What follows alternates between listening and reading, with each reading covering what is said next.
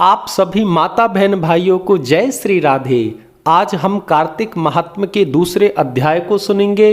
इससे पहले आप सभी मेरे साथ में बोलिए हरे कृष्ण कृष्ण कृष्ण हरे हरे, हरे राम राम राम हरे हरे। आइए कार्तिक महात्म्य के दूसरे अध्याय को सुनते हैं। भगवान श्री कृष्ण बोले, हे प्रिय, जब गुणवती को राक्षस द्वारा अपने पति एवं पिता के मारे जाने का समाचार मिला तो वह विलाप करने लगी। हा नाथ, हा पिता, मुझको त्याग कर तुम कहाँ चले गए? मैं अकेली स्त्री तुम्हारे बिना अब क्या करूँगी?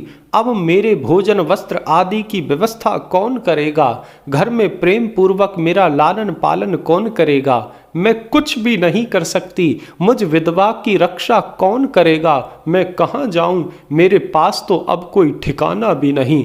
इस प्रकार विलाप करते हुए गुणवती चक्कर खाकर धरा पे गिर पड़ी और बेहोश हो गई। बहुत देर बाद जब उसे होश आया तो वह पहले की भांति करुण विलाप करते हुए शोक सागर में डूब गई।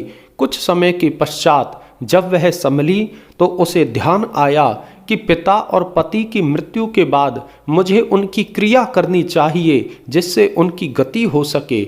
इसलिए उसने अपने घर का सारा सामान बेच दिया और उससे प्राप्त धन से उसने अपने पिता एवं पति का श्राद्ध आदि कर्म किया। तत्पश्चात वह उसी नगर में रहते हुए आठों पहर भगवान विष्णु की भक्ति करने लगी। उसने मृत्यु पर्यंत तक नियम पूर्वक सभी एकादशियों का व्रत और कार्तिक महीने में उपवास एवं व्रत किए। हे प्रिय, एकादशी और कार्तिक व्रत मुझे बहुत ही प्रिय है। इनसे भुक्ति, मुक्ति, पुत्र तथा संपत्ति प्राप्त होती है।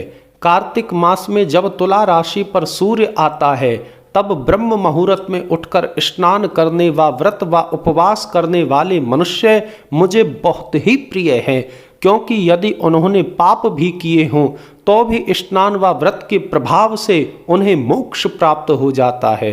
कार्तिक में स्नान, जागरण, दीपदान तथा तुलसी के पौधे की रक्षा करने वाले मनुष्य साक्षात भगवान विष्णु के समान हैं। कार्तिक मास में मंदिर में झाड़ू लगाने वाले, स्वस्तिक बनाने वाले तथा भगवान विष्णु की पूजा करने वाले मनुष्य जन्म मरण के चक्कर से छुटकारा पा जाते हैं। यह सुनकर गुणवती भी प्रतिवर्ष श्रद्धा पूर्वक कार्तिक का व्रत और भगवान विष्णु की पूजा करने लगी।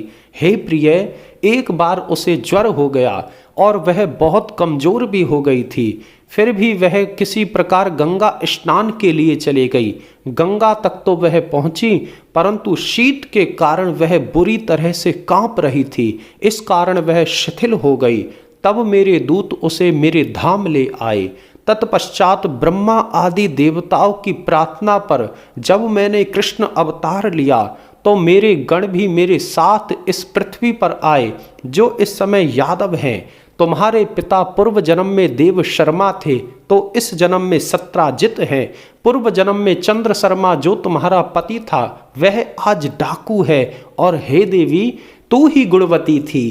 कार्तिक के प्रभाव के कारण ही तू मेरी अर्धांगिनी हुई है। पूर्व जन्म में तुमने मेरे मंदिर के द्वार पर तुलसी का पौधा लगाया था। इस समय वह तेरे महलों के आंगन में कल्प वृक्ष के रूप में विद्यमान है।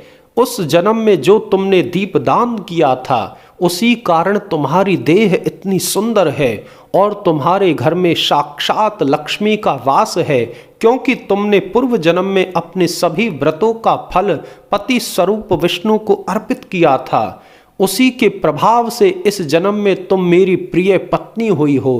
पूर्व जन्म में तुमने नियम पूर्वक जो कार्तिक मास का व्रत किया था उसी के कारण मेरा और तुम्हारा कभी वियोग नहीं होगा।